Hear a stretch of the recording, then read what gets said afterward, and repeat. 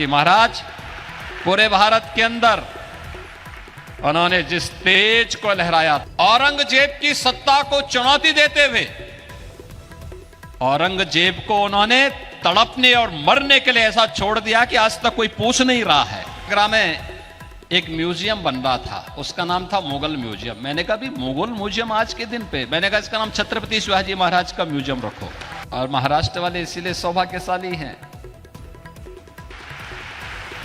इन पूज्य संतों का आशीर्वाद आज तो आपको प्राप्त हो रहा है, सैकड़ों वर्षों से प्राप्त हो रहा है। और भक्ति से उपजी ये शक्ति ही दुश्मनों के दांत हमेशा खट्टा करती थी। समर्थ गुरु रामदास जी छत्रपति शिवाजी महाराज को यहीं से पैदा करते हैं। और छत्रपति शिवाजी महाराज पूरे भारत के अंदर उन्होंने जिस तेज को लहराया था, उस कालखंड में सोचिए,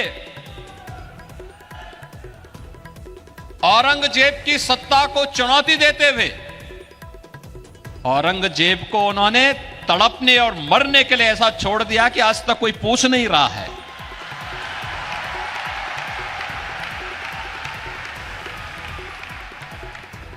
यह अद्भुत शौर्य और पराक्रम की धरती है, इसलिए है क्योंकि पूज्य संतों का सानिध्य प्राप्त हुआ, उनकी कृपा हमेशा यहां पे बरसती है।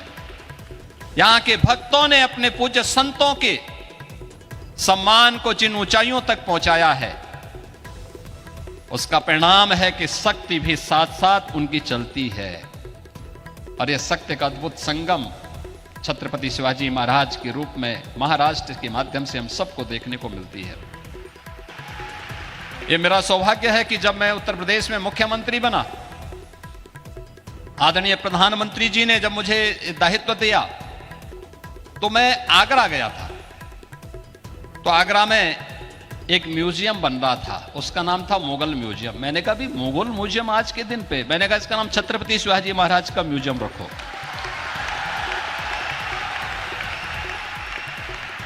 हमारा संबंध छत्रपति शिवाजी महाराज से है, हमारा संबंध मुगलों से नहीं है। और इसलिए छत्रपति शिवाजी महाराज के नाम पर जाना जाएगा ये म्यूजियम। और छत्रपति शिवाजी महाराज की स्मृतियों को वहां पर सजोने का कार्य पूरी भव्यता के साथ आज हम लोग उसको आगे बढ़ाने का काम कर रहे हैं। आदरणीय प्रधानमंत्री जी ने उत्तर प्रदेश में एक डिफेंस कॉरिडोर की घोषणा की। यह डिफेंस कॉरिडोर भी छत्रपति शिवाजी महाराज को ही समर्पित है। भारत की रक्षा सेनाएं आत्मनिर्भरता के लक्ष्य को प्राप्त होंगी, इस दिशा में कार्य भी वहां हो रहा है।